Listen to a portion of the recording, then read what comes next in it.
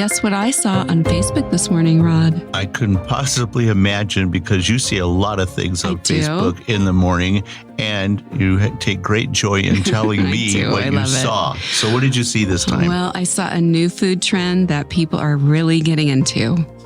And that is? And get this, it's smearing butter on saltine crackers. You're kidding me, right? No. Haven't we been doing that since childhood? I know I have. Yeah, that's what I thought too. And I know you like peanut butter on saltines. Yep, nothing better. True.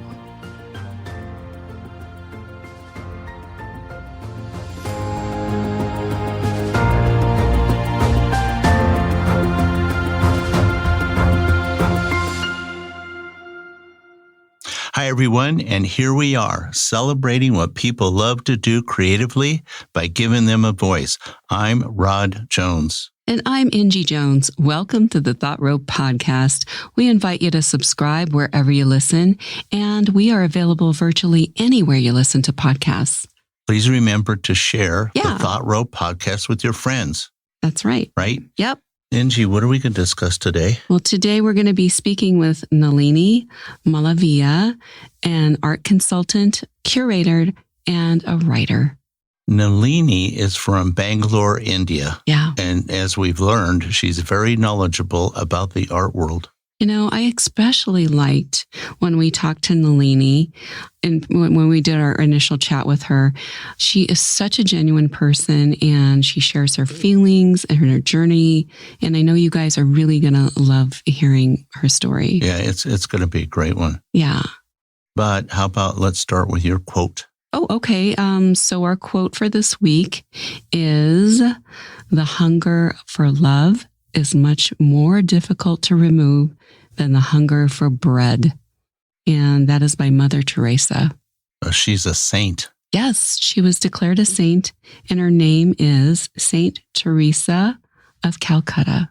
You know, she would probably understand that more than anyone, because she was so tender-hearted and helped literally thousands of people. And she deserved to become a saint. She really did, with the compassion and the care that she gave to people that were really down and out. Very down and out. Poor, very poor. And sick, ill, you know, right? I think she was also a nurse, or at least Well, she would nurse people. I can't remember if she was actually a nurse, but... Well, she certainly would help bring them back to health, or at least give them comfort. And give them love. Love, especially love. You could see when you saw images of her holding children. Yeah, her unconditional love, I think, healed so many people in Bangladesh or Calcutta. Calcutta. Yeah. Okay, so now it's your turn, Rod. We are ready for Rod's motivational moments. Well, I want to mention what I posted today. Mm-hmm. Kindness never goes out of style. And I'm sure hundreds of millions of people probably said that before me, but it's a reminder, you know, kindness never really does go out of style. And it's a reminder that we should all try to live up to. Right. And you can be kind in very small ways too every day. Right, Rod? Well, holding the door open for somebody, just something simple as that. In fact, I kind of mentioned to you before that it seems like there's men holding the door open for me. I don't know if I'm starting to look my age or something. No. I think people are really trying to be more kind, especially because they haven't been out in society as much, and they probably miss it. But kindness, the other thing we talked about is kindness to animals. But I wanted to make a comment. When you hold the door open for people, it makes me laugh sometimes, because then you'll see people run for the door. So you're actually the doorman for a while, because there are at least like 6 or 7 people that'll make a run for it. True, but they all nod, or they all say They really do. It's you. really cute. It's really fun. Yeah. But you were saying about animals? Well, sometimes people seem to be more kind to, you know, an animal, a stray, or an animal that they see, more so than they are maybe helping somebody across the street that really needs help, or somebody that's, because I've witnessed this myself, somebody that has been trying to find a place to go in a hospital, and they don't know where it is, and you do, and take the time to walk them all the way over there, which I actually did not too terribly long ago. And they're so thankful. And I was so happy to help them because, you know, they were nervous. They didn't really want to be there. Nobody really wants to be in a hospital, and they needed help.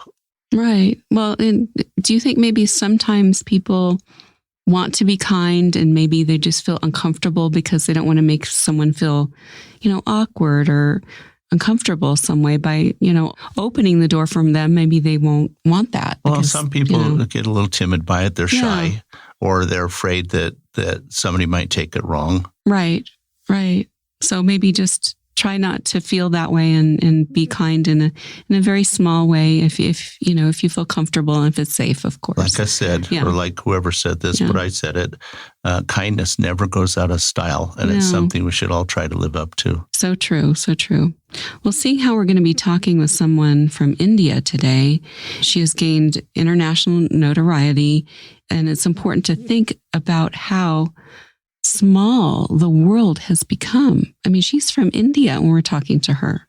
Yeah, we've really noticed this. I mean, that's what we do on this podcast. We talk to people from all over the world. We celebrate their creativity, but it's been really exciting for us. And a lot of our listeners tell us how much they enjoy hearing about different people's lives, where they live, where they create, what they eat. Well, everyone wants to know that because food is the international language. You can always sit down to a meal with someone that you can't even speak with and you have commonality there in a conversation. So it's kind of a cool thing. It really is. And the one thing I've always appreciated is how real our guests have been. I mean, they really share a lot. And the fact that they live in different parts of the world, they have different perspectives. We live in the United States, so we have our own perspective on things. But when we talk to someone from Ireland, or in this case, from India, you really get a different perspective on what's going on in people's lives and how they were raised. I'm always fascinated when people share with us their relationship with, a lot lately, people have been talking about their grandparents, which is totally cool. I can relate to that. That's so wonderful. To me, everything that we've learned from people that we've talked to has been a blessing for us. So true. And you know what? When it gets down to it, what connects us all is our love for our family, our love for our lives, and learning how to navigate our lives. And each person's journey is very different and very individual, but we all have things to overcome. Just because yours isn't the same, it doesn't make it any more or less hard or trying. It just means that it's different. Yeah, well, everybody's just trying to get along. That's it. Just trying to make We're just all trying to make our lives good and productive and happy. And be good to our children. Yeah. Help them grow. And our families, yeah. Well, I'm really excited to move on to our interview with Nalini, so let's listen to what she has to say. Yes.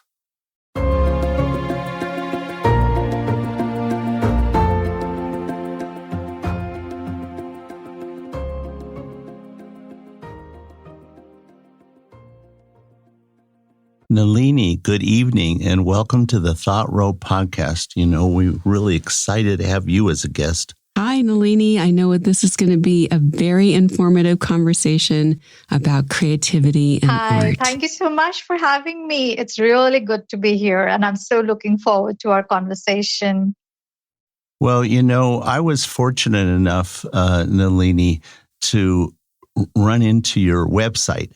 And I have to say, you've got quite a bit of content and a lot of information there. I had a wonderful time exploring it, especially because you are multi-talented. You are an art consultant, a curator, and a writer.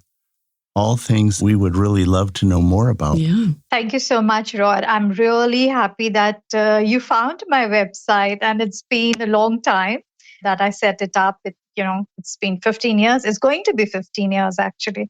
So, yes, I'm so glad. That's great. 15 years, you can tell there's a lot of work into it. There's a ton of work, and you can tell that you put your heart into it as well. So, wonderful job. Wonderful job. Yeah.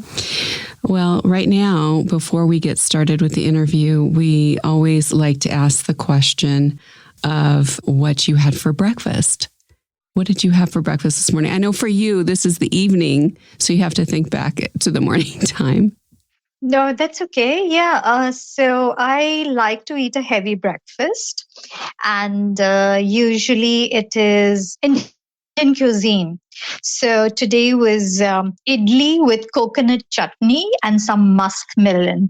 Now, so are you familiar with idli? Do you want me to just expand on Yes, it? please. Yes, please do tell us. Okay, great. So this is a South Indian delicacy. This is what most of us eat here in south of the country. And it's a rice and lentils batter, which is then fermented and steamed. And it comes out like, small cake-like shapes. This you eat with the chutney. Oh, okay. Sounds delicious. It sounds very wonderful. good. And nutritious, And I very guess. healthy for your everything. For your intestines, It is. right? Yes, very healthy. Yes, absolutely. Probiotics, prebiotics, one of them. I'm Everything. quite sure. Oh, thank you for sharing that. That is so interesting. A great way to start your day. And it's also good to have a fairly large breakfast anyway. Yeah, and true eat on that. less as you go into the evening. Very true. Yeah. I try and do that. Well, I'd like to set the scene for this interview. So why don't you tell us about where you live? Right. So I'm in Bangalore, which, as I mentioned, it's in the southern part of India. It's a very bustling, vibrant city with amazing weather and the people. So I've been here for the last, I think, 20 years or more. So it's the IT capital, actually. So it's also called the Silicon Valley of India. But once it was known for its gardens, and it used to be called the Garden City. So unfortunately, not that many gardens now, but it's still a very beautiful place to live. And you should visit whenever possible. That's something we'd love to do. And I did discover that it is the most high-tech area, I guess, of India. And then I was fascinated by the palace, but also if I'm pronouncing this right, the Kuban Park. Cubbon. The Cubbon Park, yes. Yeah. Cubbon Park. You've been there, I'm sure. Yes. It's the lungs of the city, it's a green area which is in the heart of the city, very green, and fortunately they do not allow any vehicles to pass through much of the time, and several restrictions are there. So in the morning you would see a lot of people who come in there to just walk, to jog. There are musical events on weekends. It's a really vibrant place. It looks like beautiful. The photographs that I've seen of it. Yeah, so we will definitely have to head to India. I love what you said, though. It's the lungs of the city. Yeah, that's nice. It's providing, nurturing for everyone in the city. So wonderful way to put that. Thank you. Yeah. And, I wanted to ask you about your name, Nalini. Tell us what it means. So the name means lotus. Oh. I would like to think it's the lotus flower and not just the plant. Yes. But it also means, gentle and sweet. And I'm not sure about that part, but maybe some of it is true. Who knows? I love it. Well, it's a beautiful gorgeous name. Gorgeous. Thank you. It looks to us, as we discussed a little bit earlier, that your website is the centerpiece of everything that you do. And as an art consultant, a curator, and a writer, tell us about it. Yeah. So actually, I started this website, I think it was around 2006. And I began freelance writing around 2002, 3, I think. So what happened was that I had a lot of material which is coming out in the print medium. And it suddenly occurred to me, that I was missing out on an entire demographic, essentially, because when it's in the print media, it's limited to a certain section of the society. My husband, who comes from a technical background, he suggested that, why don't you try a blog? So I thought, okay, why not? It sounds good. And I set it up and I put everything, on this blog, which was called indianartscene.blogspot.com.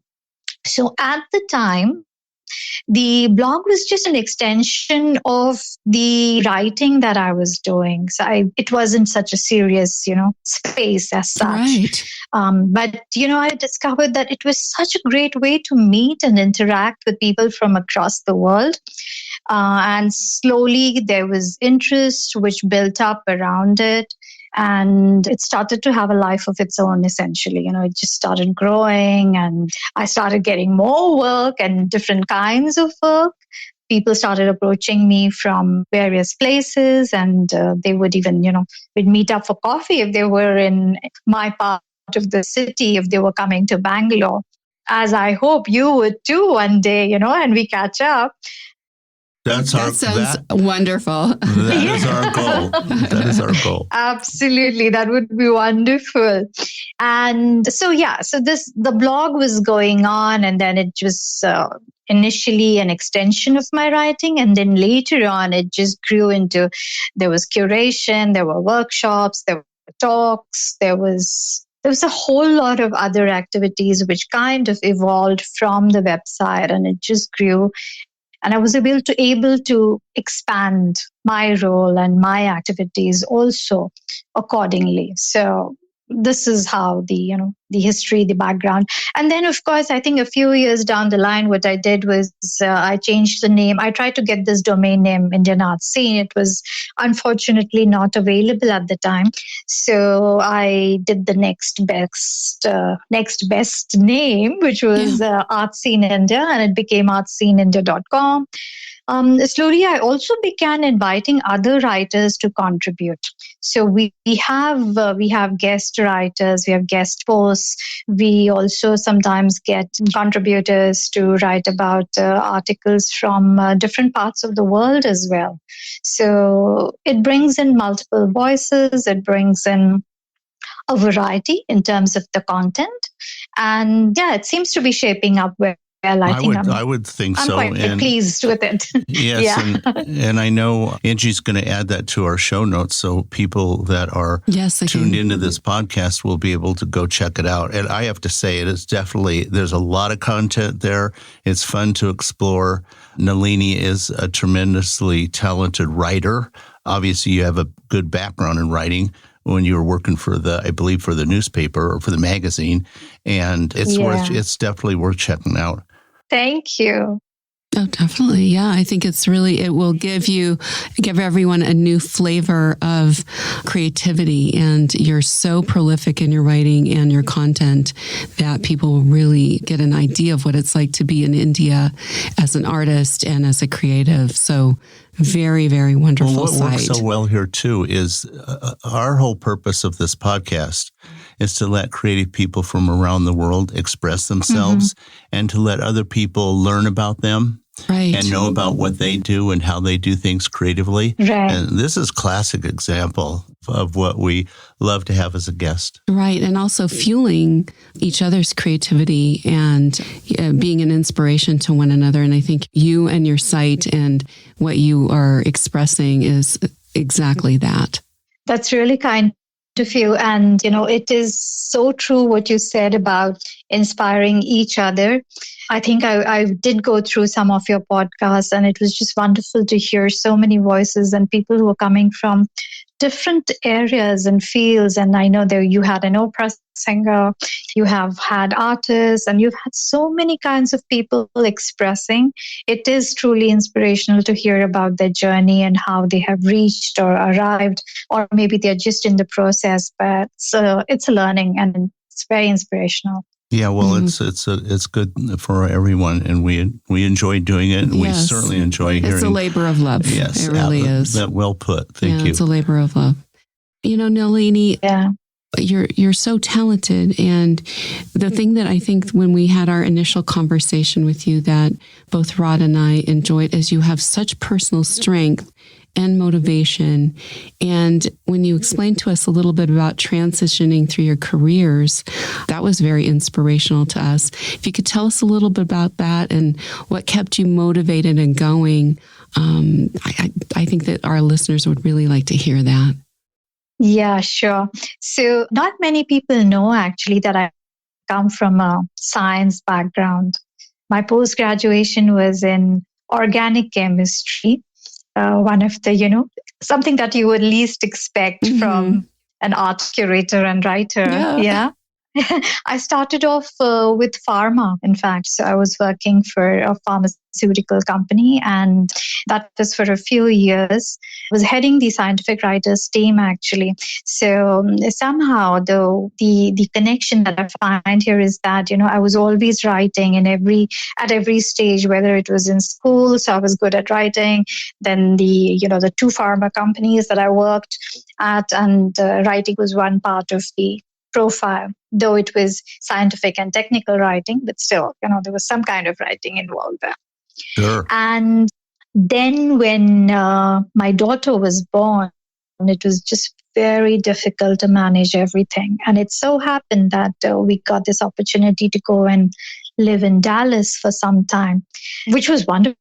I think, just to get away from here and get that distance and perspective, also to enjoy a prolonged holiday without any pressure. It was really fun living there. I was able to also join college and do a bit of painting and did some studying there. When I came back, what I found was that I was not keen on going back to a corporate 9 to 6 job. Actually, it's not even 9 to 6. When you're working for a corporate here, it's just endless. There's no evening, and you end up working late nights and all of that. And it just wasn't, something that I wanted to do.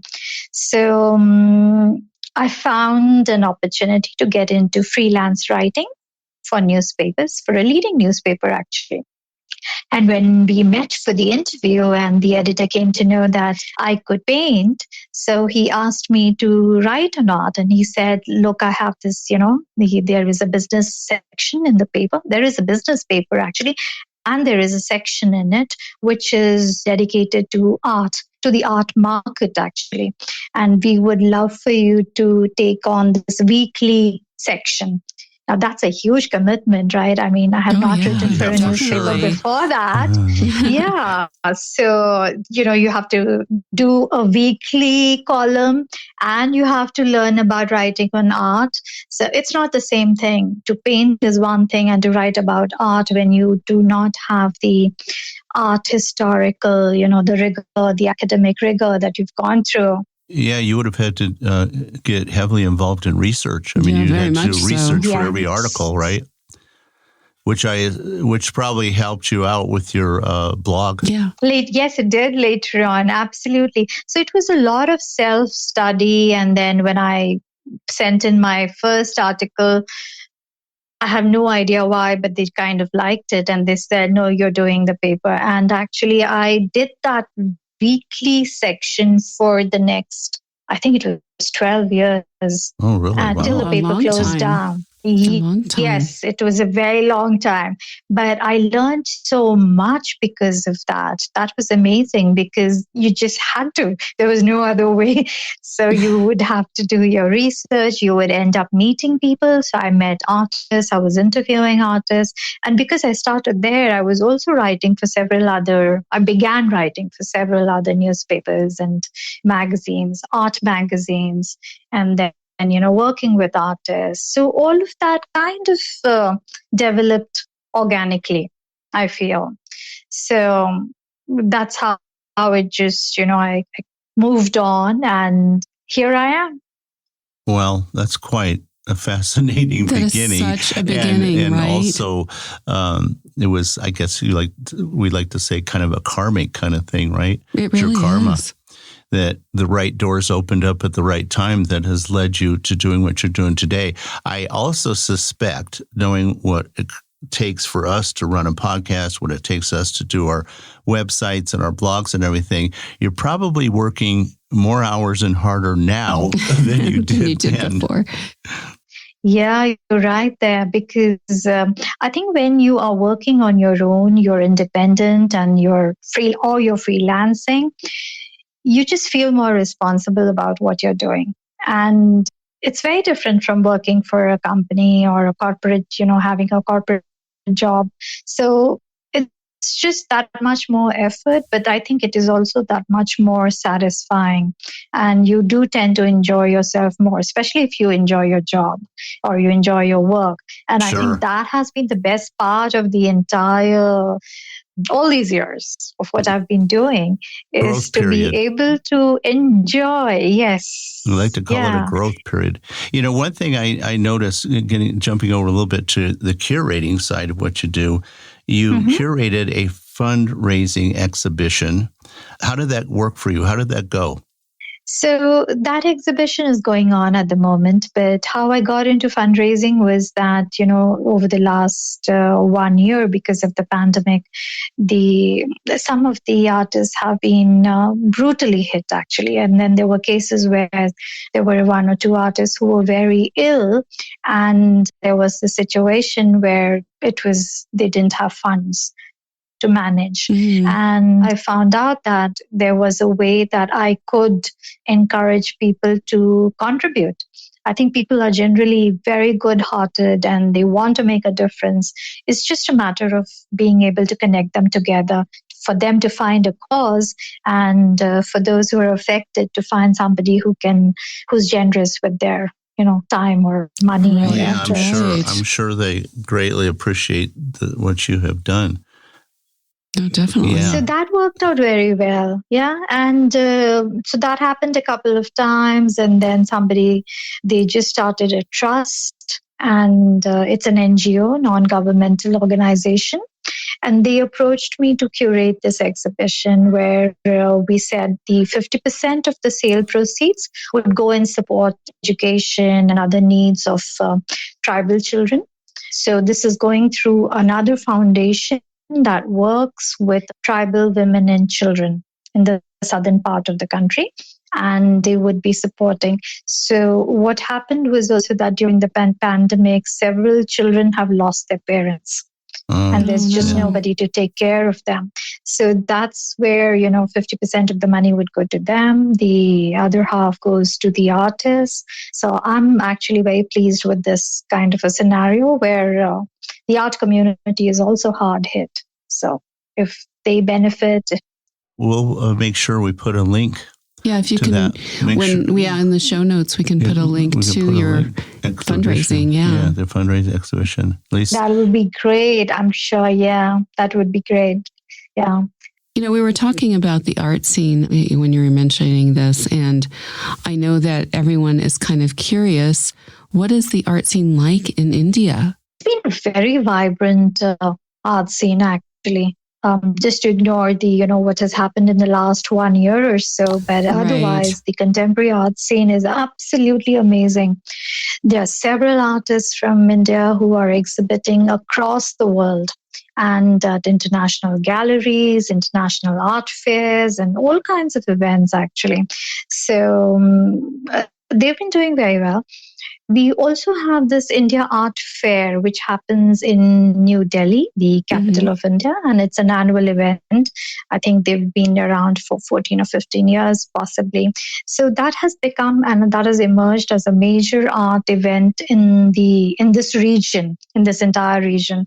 And the other event, which is very popular, is the Kochi Biennale, which happens in Kerala, which is southern part of the country, very close to where we are, close to Bangalore. So that happens every 2 years. Unfortunately, it couldn't happen last year because December was not a good time, and they're still hoping to open by. Yeah, it's postponed. It could happen this end of this. Yeah. I'm sorry to interrupt you, but we're going to ask you a little bit about that, how the art community and you in particular adapted to the online and digital platforms, especially over this last year and a half. And tell us about some of the challenges that you face. Obviously, doing this fundraiser is helping out a lot of people, and that actually is one of the ways that you could face this type of challenge and help others. But tell us about that, please. Right. So, since the lockdown has started, and we've been quite hit in India, actually, with the pandemic and all these several lockdowns which have been going on. So most of the activity has now shifted online. So physical shows are very few. And what happens is that somebody opens show and then, just a few days later, there is another lockdown and everything shuts down. But the challenge also is that not every kind of art is suitable for online viewing. And I think this is something which I find that I was supposed to do a show last year. It was a curatorial where there was a plan to have very large scale sculptural installations. And I just didn't see that going online. And so we decided to postpone it. But it's not happening this year too, possibly. It depends when it does go, because it needs to be in a physical space. And that's the challenge. One of the challenges I feel with going online and just being, digitally available for the viewing. The other thing that happened was that, last year we all started posting videos. We were making so much I think we produced so much of content that there's been a fatigue all around it. Yes. Too much happening, Agree. And and so you had all these webinars, and then you're wondering how many people are actually viewing, and we're just kind of leading our lives on social media at this point, trying to get more and more audiences to whatever we are doing. So because there's just one kind of audience now, there is no physical audience happening at this stage. When last year I did, I think I was invited to a lecture. Yeah, it was a presentation. And I believe there were 300 participants for that. And the challenge was that I couldn't see anybody. So how do you engage with anyone? It's such a surreal feeling that you're just talking to a blank screen, and it just feels kind of weird. The kind of energy that you get when you meet somebody, at a gallery or in a room at a conference, it's a different kind of high. Especially, I love meeting people and I love talking to them. So if I can conduct a workshop for a group of people, it would be so much fun and it would just energize me. And studio visits, oh my God, I must mention them. It's something which really keeps me going, just to meet artists and see their processes, how they're, that is, I miss that. I miss that a lot. There's been a lot of scientific research recently about how Zoom calls have affected people, and it hasn't affected them in a positive way. It's been very negative. In fact, it's a kind of one of the things that people had issues with is how it dealt with eye strain and constantly looking at people on a screen, as opposed to, when you meet somebody in person, you can maybe touch their hand or put your hand on their shoulder, or they physically communicate and they have body language that communicates with you. And you can't get that on a Zoom call or any other type of presentation online. You just don't get that human warmth and glow like you just referred to when you meet somebody. And you're a very warm, loving human being anyway, and I could see why that would really affect you. I could see that. It would affect you for sure, because if you're in any kind of event where people are there, you're going to give off a lot of energy, which is going to make them feel good, and consequently, they're going to feed their energy back to you. We all miss that, and I know India's been particularly hard hit, and but this shall pass. Yeah, hopefully it'll pass soon. Definitely. It will pass. But I think, on the good side, there have been a few benefits in terms of, for instance, we talked about my website earlier. And so for the first time, I was able to host an online exhibition. And I don't think I would have done that if I didn't have to. So, the benefit of that is more people around the world could participate. Yeah, and get to see your site and enjoy it like we did. That's truly, yes. Yeah, that probably would not have happened. Actually, we may not have ever met you, Nalini. That's true. Probably not. I know. That's very true. Actually, yes. Well, I'm looking at my next question, and I'm looking forward to your answer, because you have so many warm thoughts and wisdom. And do you have a core philosophy you like to live by? Yeah, I think so. I have changed tracks and the direction of where I'm going, I think, so many times in the last 20, 25 years. I think I truly believe that it's best to go with the flow and adapt to the situation, because there's good in every situation. There's good in everything that comes along. It's just up to you how you choose to see it and what you make of it, actually. So, yeah. You're so right about that. And also, I get the feeling that you're saying just be flexible and not be so rigid in life and enjoy the process. And that is so entirely true. And I love that you said that. I have a follow-up to that question, and you may have already answered this, but would you share with us and our listeners your connection to the spiritual side of your philosophy and how it has impacted your creativity? So if I could share a very short story, something about adversity, something which I faced about 15 years ago. And it was a small injury, but it affected me greatly in the sense that I could not sit at a computer, nor could I type. So I went through a period where, there was a time when I actually had even trouble, just lifting my head because it would cause me dizziness and all kinds of symptoms. But anyway, so that was a challenging time because you feel so down and you feel so distressed by the entire, everything that's happening around you, and you seem to have no control over it. And it took time to overcome. So I will not say that, it just happened overnight and I came out of it. But having family and friends supporting me, that was a big, huge thing. Actually, my family and friends were typing for me. So I went through that phase where I would be dictating to them and they would be, they would do this because I still had all my deadlines. So there was a time when I was writing, I think there was 5 to 8 articles a week. I have no idea what I had gotten myself into, but anyways. But fortunately, then we started, I got the speech to text software. And for several years, actually, it's just in the last 2-3 years that I've started typing again. But for maybe 12, 13 years, I was using speech to text software because I had this problem in my right shoulder and I just couldn't type. My goodness. Well, the technology helped along, right? Technology helped me, but this was a turning point for me in many ways. I think it was, my search to heal and to find alternative ways to heal and spiritual practices. That's why I narrated the story. Yeah.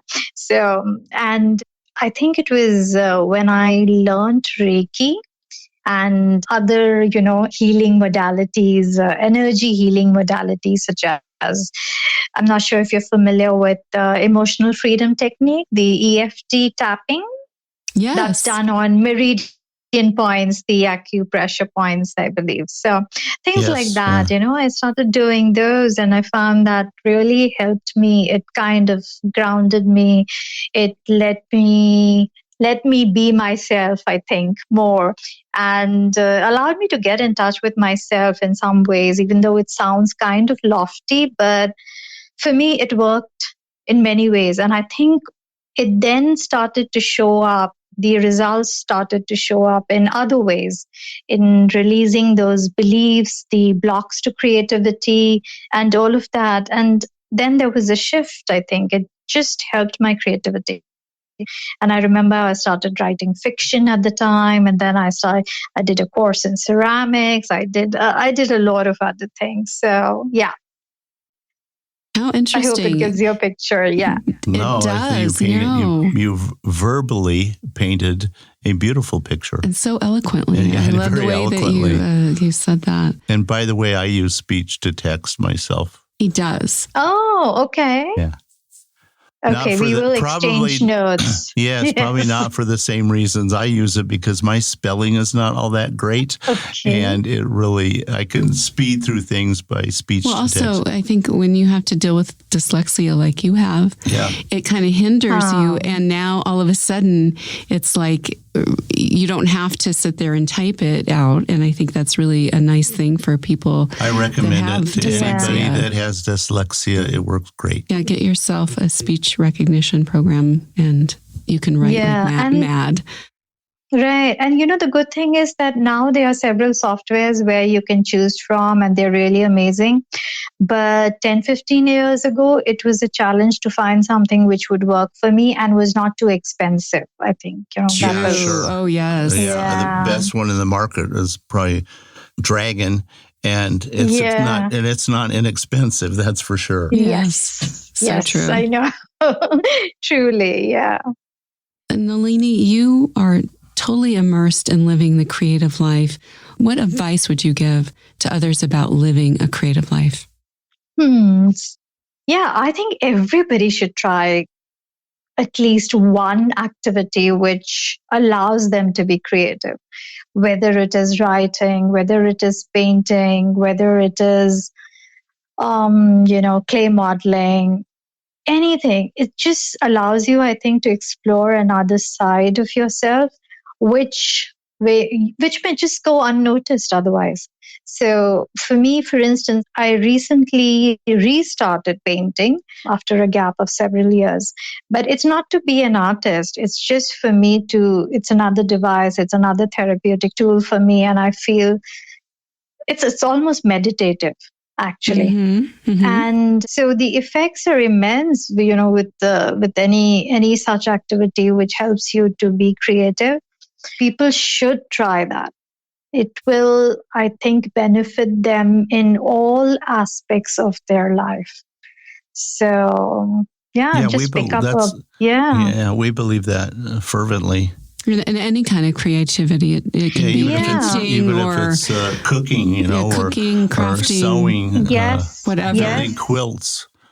All of that. Oh, yeah, absolutely. It can be just about anything. And it could be something as simple as journaling. I think, you start from there, you start putting down your thoughts.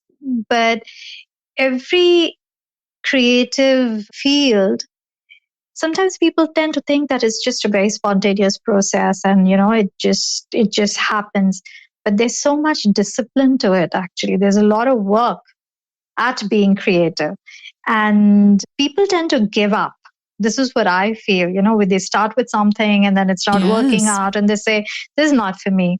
But one has to try it a couple of times. Maybe one thing is not for you, then try something else. Why not? As long as you're having fun. And it's a great release, I think, especially now with the kind of pressures and Oh, yes. I'm going to go back to something that you responded to a little earlier, and that's the importance of family and how they helped you out when you were going through that health issue that you had. And hopefully our families help shape our desire to explore creativity and all of its aspects, I guess. But what are your thoughts on that, family and its importance? That is so relevant. And without family, I don't think I would be here.